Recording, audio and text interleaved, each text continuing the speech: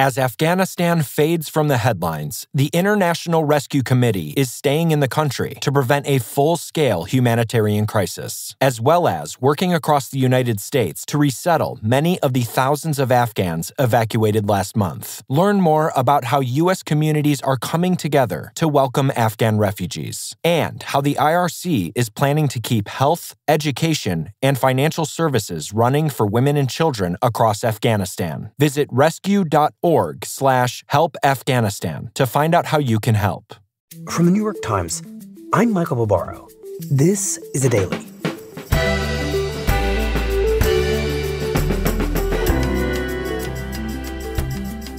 Today, a crisis in the global supply chain triggered by the pandemic was supposed to be over by now. It's not, creating economic havoc across the world.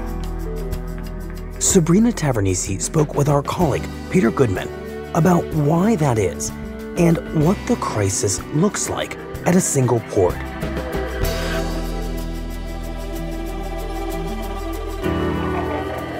It's Friday, October 15th. So, Peter, your beat is basically the global economy. Right.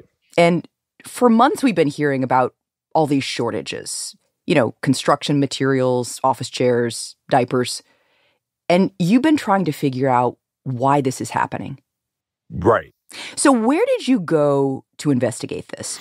Well, I went to one of the central parts of the global supply chain that has been coming under tremendous stress, and that's ports. I went to the third largest container port in the United States, which is in Savannah, Georgia. So because of our location, we have cargo coming to us through the Suez Canal, and you'll see that in one of these slides, and the Panama Canal. I spent the day with the guy who's in charge, Griff Lynch, the executive director of the Georgia Ports Authority, and I wandered around with him to try to sort of see the situation through his eyes. And what I saw was really quite astonishing. So the port is a strikingly noisy place. I mean, you hear the clattering of machinery, you hear cranes lifting up containers and dropping them down onto the backs of trucks. You hear some sounds that almost sound like music, strange whirring and chiming. But the most astonishing thing was the sight of this yard full of nearly 80,000 shipping containers. That represents 50% more than usual, and that represents a tremendous backlog. Just filling up acres and acres of land, waiting to be loaded onto ships, waiting to be loaded onto trucks, headed for their next stop. The cranes are working as fast as they can to lift the containers off of ships and onto the land. And as we were speaking, I saw more ships. So we have about 22 vessels at anchor right now. Anchored off the port as far away as 17 miles off the Atlantic, waiting for their turn to load or unload at one of the docks. And how long have they been here? On average, the vessels at anchor would be somewhere between 4 to 5 days. Because there's been so much cargo just streaming into this port that even this giant port can't keep up. And before the pandemic, how many vessels would you have at anchor? 0. Now, normally, somebody who runs a port would be reassured by this sight of business proceeding, and you could tell that Griff Lynch was a little bit agitated. Nobody has gone through what we're dealing with ever before. Mm-hmm. And so we are inventing this as we go along. There is no day that is the same. He was looking at the ships the way maybe somebody who's been trying to clean out their garage looks at the UPS truck pulling up to bring more stuff. Where am I going to put all those things? We're in a catch-up mode, and there's a lot, and not everybody's doing it because they don't have the space. Right. And what we're going to he had this ultimate problem of trying to figure out where to put all this stuff. Okay. So, Peter, you're describing this scene of this port that is absolutely packed full of all of these containers filled with stuff. And yet we still aren't getting our packages on time. So what's happening? Well, the short answer is what I've come to refer to as the Great Supply Chain Disruption. This particular story goes back to the beginning of the pandemic. China has now effectively quarantined more than 50 million people in Wuhan and its surrounding province. But the virus... It began, of course, in China, which is the center of global manufacturing. In China, cities are quarantined, flights cancelled and factories closed, shutting supply lines crucial to the global economy. So in February and March of last year, economists widely assumed, we know how this goes.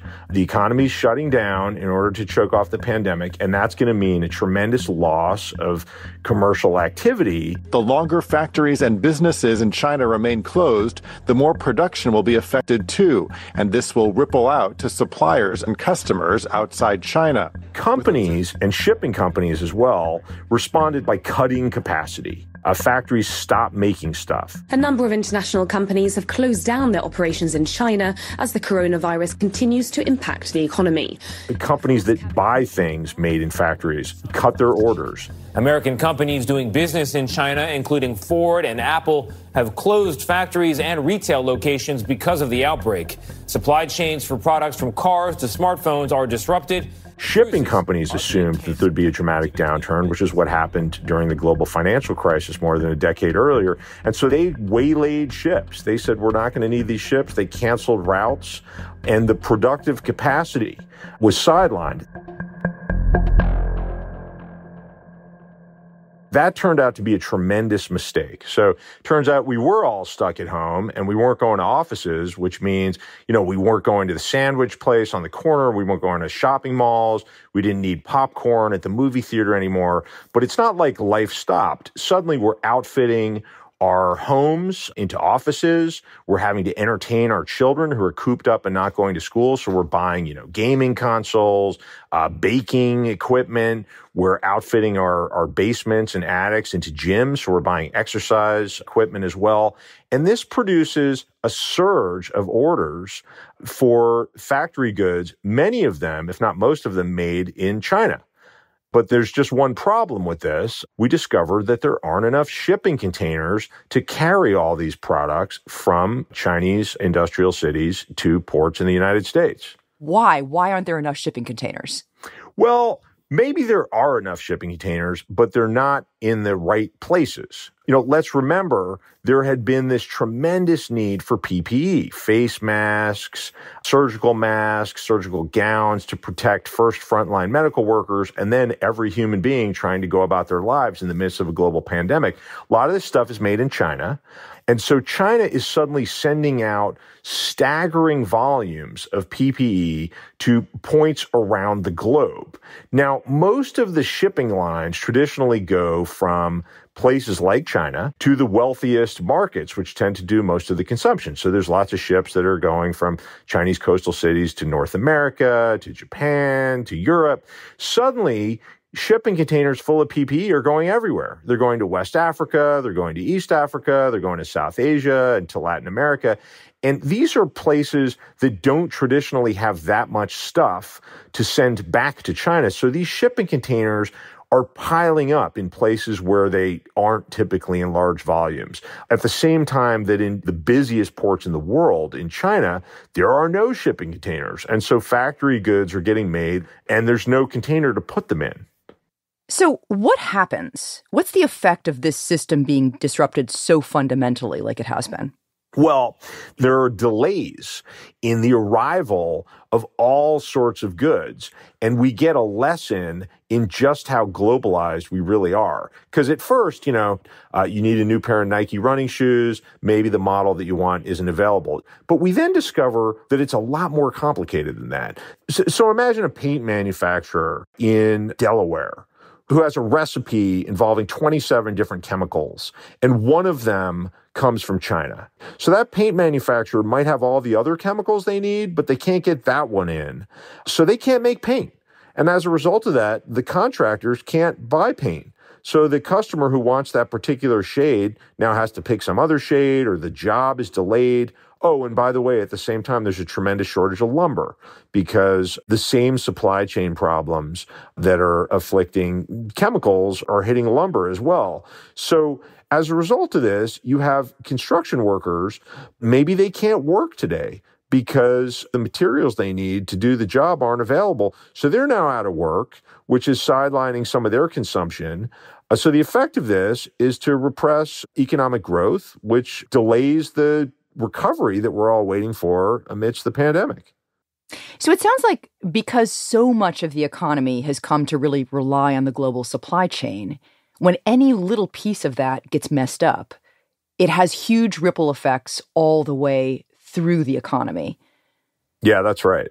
I mean, everything is connected. So what happens next? So the result of this initial breakdown and the global shipping network being overwhelmed is that shipping prices skyrocket. So a journey from, say, Shanghai to the port of Los Angeles that would have been $2,500 to ship a container before the pandemic is suddenly $25,000, a tenfold increase. Crazy. Right. I mean, people had never seen anything like this involved in global shipping. So the shipping companies, seeing this tremendous windfall, start shipping empty containers from around the world back to China as fast as they possibly can because the demand for containers is unprecedented, the prices are unprecedented. Let's get the empties back there. And this now results in traffic jams at the other end.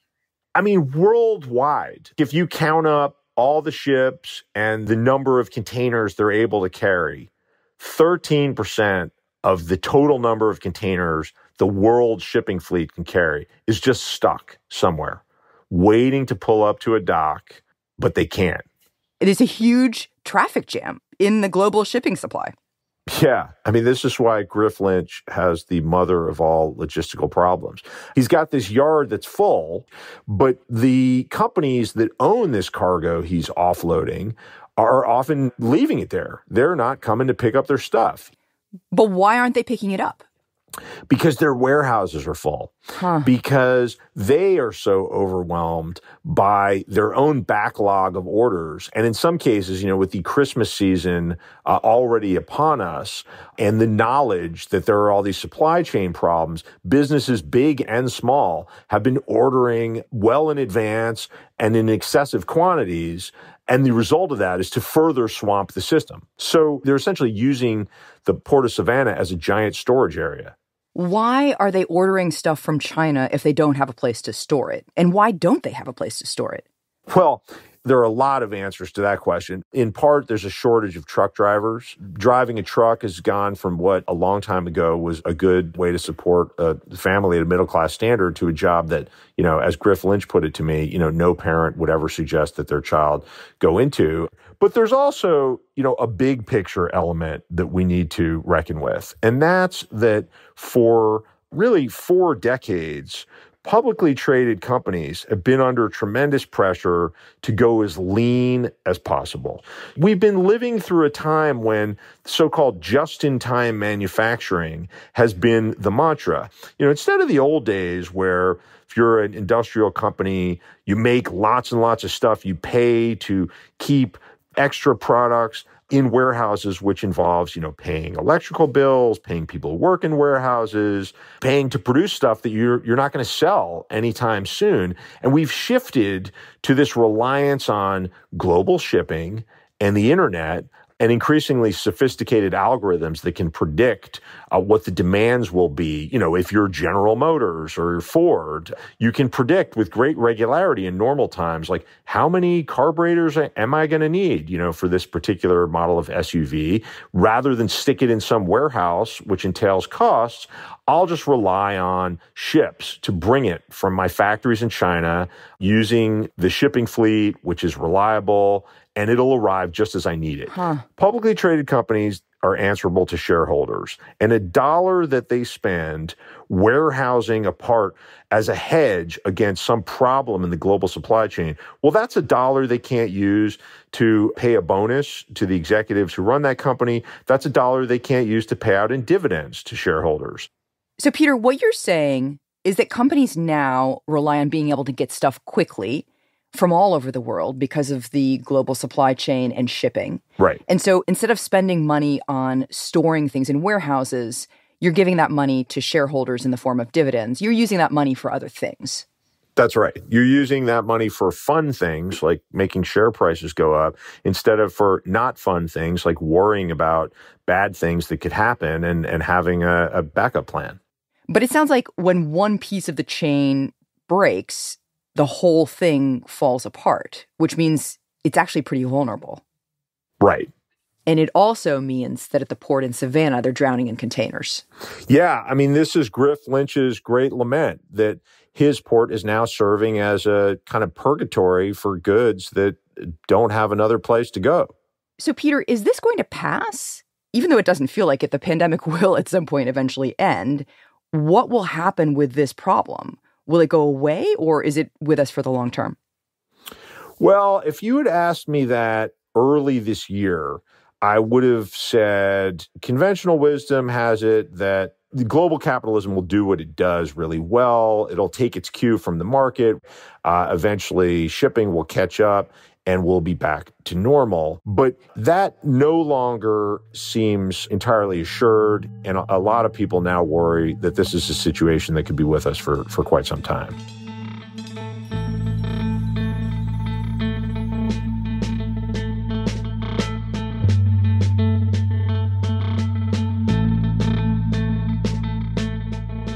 We'll be right back.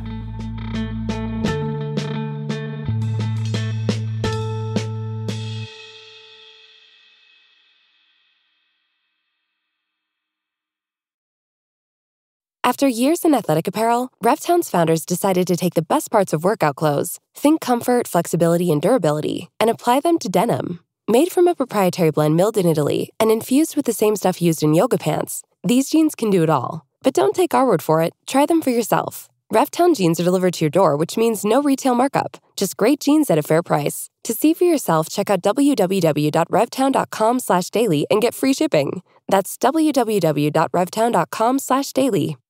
You and I are here, listening to this episode for the same reason. We like, or in my case, love, listening to great stories. I had this moment with my friend Christian a few years ago. We were talking about this amazing article we had both read, and it occurred to us. There's all this fantastic journalism written for the page, but what if we could listen to it? I'm Ryan Wegner, and that friend and I, we created Autumn, which curates the very best stories from the world's most respected publications, so you can hear them read aloud by world-class narrators. From the New York Times to The Atlantic, Rolling Stone to Mother Jones, Autumn is how you can experience stories in a whole new way. Download the Autumn app or go to autumn.com. Subscribe and start listening today. That's AUDM.com. So, Peter, you said this is not necessarily something that will be fixed in the short term. Right. Why? Well, because the pandemic has changed how humanity consumes. I mean, think about your elderly relatives who previously were content to go to the supermarket. They didn't want to be bothered with e-commerce. They didn't have apps on their smartphone if they had a smartphone at all. Well, out of fear of contracting a deadly coronavirus, a lot of those people have, in fact, tried e-commerce, and they've discovered that it's pretty convenient. And it's hard to imagine that the world just snaps back to how it was before. I mean, we know that the pandemic has just accelerated trends toward e-commerce that most people thought were kind of inevitable already. So we've accelerated into the future. And that e-commerce future puts a lot more strain on supply chains because it's much more complicated. Somebody needs one pair of pants over here. Somebody else wants a couple shirts and a couple pairs of socks over there. That's a lot more delivery than the traditional system where JCPenney or Sears just buys up everything in a giant container and goes to one place and they wait for shoppers to show up. That's more strain on warehouses, on truck drivers, on the whole distribution network. Yeah. Suddenly, the stuff isn't collected in stores anymore. It's collected individually in people's homes. Right. So the idea that we go back to normal has kind of gone out the window. And it's going to take some time for the supply chain to adjust and to figure that out. And that's not going to happen fast. Today, we have an important announcement that will get things you buy to you to the shelves faster. But in the meantime, ports are really struggling to keep up. In Southern California, what is the biggest port in the country? This is the combined Los Angeles and Long Beach terminals. It's going to begin operating 24 hours a day, 7 days a week. President Biden has just announced a deal to go to 24/7 operations there to try to work through the backlog. So by increasing the number of late night hours of operation and opening up for less crowded hours when the goods can move faster, today's announcement has the potential to be a game changer. We'll see if there comes a time when they don't have to be 24/7. But presumably adding capacity is a conversation we're going to be having in global shipping for some time. So, Peter, what's happened is our behavior has changed, and that's not going away. But also, these are vast, very complicated systems. I guess what I'm wondering is what happens to this lean model of manufacturing that does leave companies incredibly vulnerable to major global shifts like this? Well, that's a crucial question, and there are all sorts of varying opinions. There's no question that, just in time has been running late. And the mantra of lean, is now provoking much discussion of, well, we need more resilience in supply chains. We need to think about backup plans. And the question is, will that lead to actual changes in how we run our economies? This is not the first time that we've had a hiccup in the global supply chain. The stakes are higher. This is much more intense. But, I remember back in 1999 writing about an earthquake in Taiwan, which, was already a very large, though not as dominant as now, source of computer chips. And a lot of plants got knocked offline, and there were shortages, and there was talk about how did we end up in a position where you can't make gaming consoles without these chips. Maybe we should have chips in other places. And then the world sort of went on with its traditional ways. After Fukushima, the disaster in Japan in 2012, we had shortages of everything from computer chips to auto parts. There was a lot of similar talk. After each one of these episodes, the experts say, well, this shows we've overdone it with just in time. We're relying on these increasingly expansive shipping links. We need to think about more backup. And then the same thing happens over and over again, which is the shareholders' interests are paramount. The shareholder is interested in cutting costs this quarter, which boosts earnings this quarter, which leads to bigger dividends this quarter.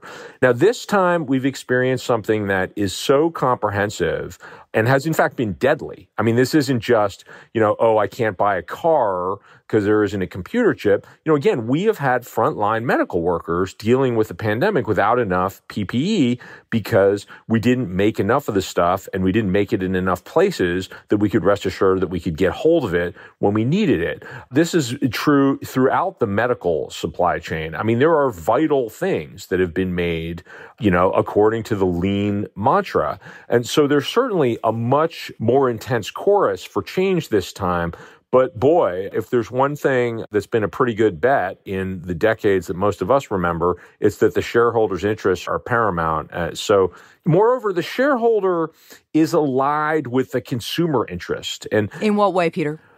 Well, the just-in-time has dropped the costs of production and has allowed us to buy goods that are made very efficiently, which makes, your pair of blue jeans, your pair of sneakers cheaper than they might otherwise be. If we're going to have more resilience, if we're going to have warehouses full of stuff to guard against running out of stuff the next time there's a pandemic or some other shock, somebody's going to pay more. And American consumers in particular, don't have a great history of agreeing to pay more as a hedge against, whether we're worrying about climate change or fair labor standards or shortages in event of pandemic. The lowest price tends to win out, just as the greatest profit potential for shareholders tends to win out. These are the foundational forces in the global economy, and they're coming up against a real challenge, but they're pretty strong forces. So given all of that, it seems like some things might change, but if past is prologue, it's not likely that the whole global system changes, at least as we know it today. So where does that leave us? What does the future look like?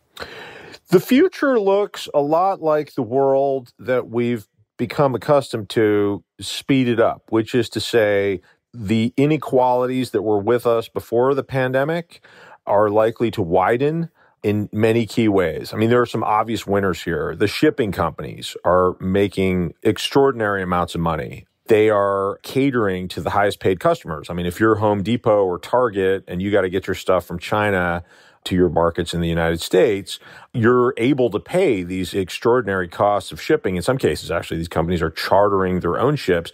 That's not something that small businesses can do. So that means that big retailers win and small businesses lose. Small businesses certainly do not have the options that large publicly traded companies do. So they're much more vulnerable. I mean, I would liken it to you're in a giant blizzard at O'Hare Airport and you're on a cheapy economy class ticket. What are the odds that you're getting a seat on the next flight if there are all these, mega platinum premium customers who are coming and going first class? I mean, they're going to get the next seat, just as, the Targets and the Home Depots and the Amazons are going to get the next slot on the container ship that's headed where they need to go. Small businesses are at a distinct disadvantage. What does that all mean for consumers? It means that consumers are likely to have fewer choices. It means they're more likely to find themselves doing business with one of these giant publicly traded multinational companies that are very efficient, that are very good at tapping suppliers around the globe, and that are intent on making as much money as they possibly can, which in some cases means higher prices. Okay, so prices go up too. Potentially. I mean, for some things, there are a lot of car dealers now that are charging as much as, $10,000. Well, I recently had to buy a new car. I moved back to the U.S. after 5 years away, and it took me 25 different dealers before I could find somebody who didn't try to charge me well over list price for a new car. Wow. That's pretty common behavior now. So those who are in control of inventory will maximize their profits, and those who are in control of inventory are the larger players. Right. Another potential loser is the American exporter, and especially farmers. So containers have traditionally come into ports like Savannah or LA loaded with stuff from Asia. The stuff gets unloaded, and then often the container is put on a train and carried to the center of the country where, say, a soybean farmer or a wheat farmer loads their crop into that container, usually at a much lower rate than the electronics companies will pay. And then the container gets railed back, say, to LA or Long Beach and shipped to a buyer of, let's just say, soybeans in Thailand or Indonesia, where soybeans get turned into tofu or turned into animal feed. Well, that's not happening much now because that container that gets unloaded in LA is so valuable to the shipping company. They know they can get this incredible premium on the Asia to LA route that they're inclined to just take the empty container, not wait around to load it up with something else, just put it back on a ship, send it back across the Pacific to Asia to go get the next, wave of Asian factory goods headed for North America. So the soybean farmer in Kansas or Nebraska or Iowa is just stuck there, unable to get a container, and unable to export or having to pay much higher shipping costs to export, which means there's delays in the system, which means there's, a soybean processor in Thailand or Indonesia who now can't satisfy their local demand. So there are people paying more for tofu in Southeast Asia. There are people paying more for chicken because the price of poultry feed has gone up. Again, ripple effects throughout the system. Right. This kind of all brings me to the question of why isn't there someone or some agency at the top of all of this regulating it? I mean, it seems like there should be some kind of global trade czar or something, right. something that would kind of help coordinate all of this. Well, there is no czar of the global supply chain, and the global supply chain is made up of so many millions of actors in multiple countries on every shore, pursuing their own individual interests, corporate interests, national interests. There's just so many factors that even if you did have some, super international organization that was truly somehow dedicated to maximizing social good, which is a utopian fantasy all by itself, it's very difficult to imagine how they'd even go about their work. I guess a different question is, do you think that the international community or the national government, say, sees this as a big problem? Because, like you said, there are losers, but there are also winners. So maybe it's all okay. Well, it clearly isn't okay to the Biden administration. I mean, this idea that the Christmas shopping season is potentially disrupted and that people are going to go to stores looking for the toys that their children have been begging them for months and won't be able to find them.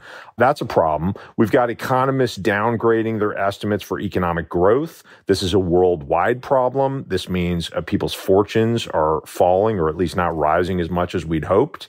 And the fact that prices for all sorts of things, from, electronics to food and fuel, this is a problem, especially for lower income people, but for everyone. So we can assume that there's going to be sustained attention to this for as long as this goes on.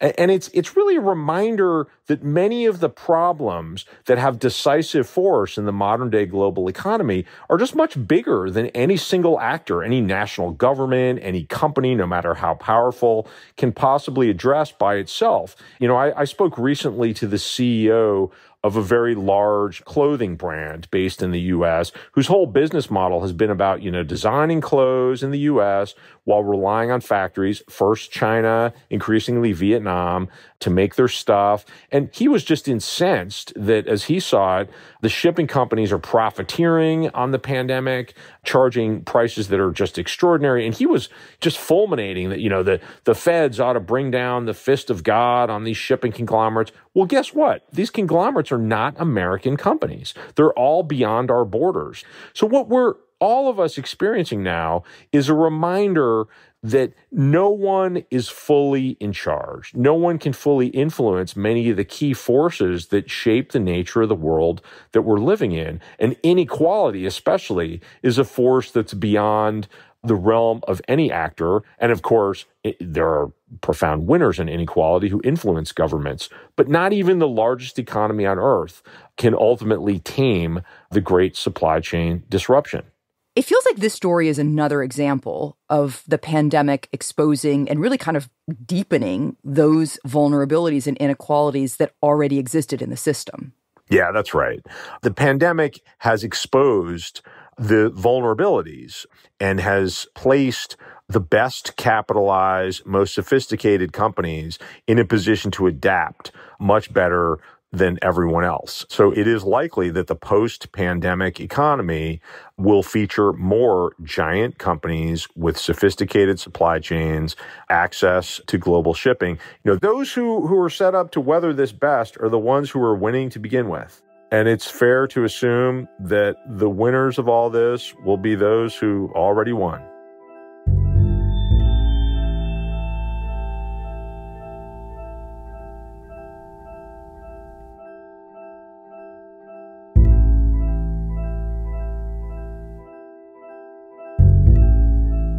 Peter, thank you very much. Thank you, Sabrina.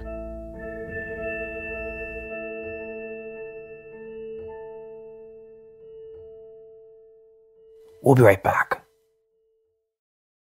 Peril by Bob Woodward and Robert Costa is the extraordinary inside story of the final weeks of the Trump presidency, the start of the Biden administration, and a nation on edge.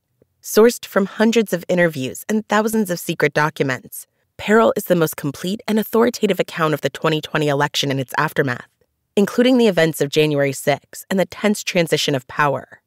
Peril by Bob Woodward and Robert Costa, available now wherever books are sold. Here's what else you need to know today.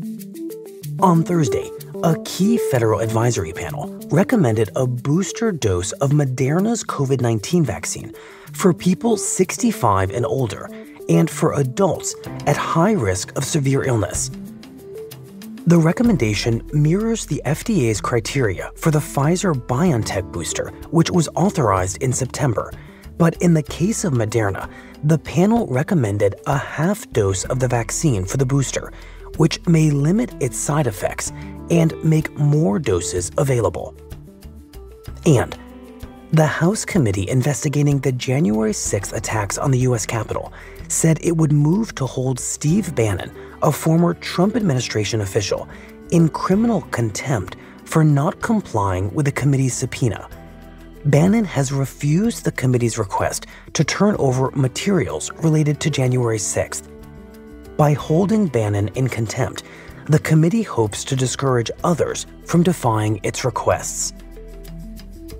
Today's episode was produced by Michael Simon Johnson, Sydney Harper, and Mooj Zaidi, with help from Daniel Guillemette and Eric Krupke. It was edited by Paige Cowett, engineered by Chris Wood, and contains original music by Marian Lozano. Our theme music is by Jim Brunberg and Ben Landsberg of Wonderly.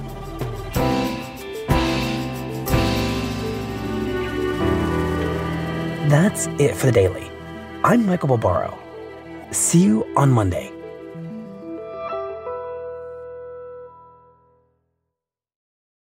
Rothy's believes there's a better way to make shoes. Did you know that every minute 1 million plastic water bottles are sold around the world, and most of them don't get recycled? That's why Rothy's uses water bottles as thread in their ultra-comfortable shoes. They feel incredible the very first time you wear them, with 0 break-in period. Plus, there are endless patterns and colors to choose from. Head to rothys.com and discover sustainable, stylish, machine-washable shoes for men and women. That's ROTHYS. Rothy's. Recycled materials, remarkable style.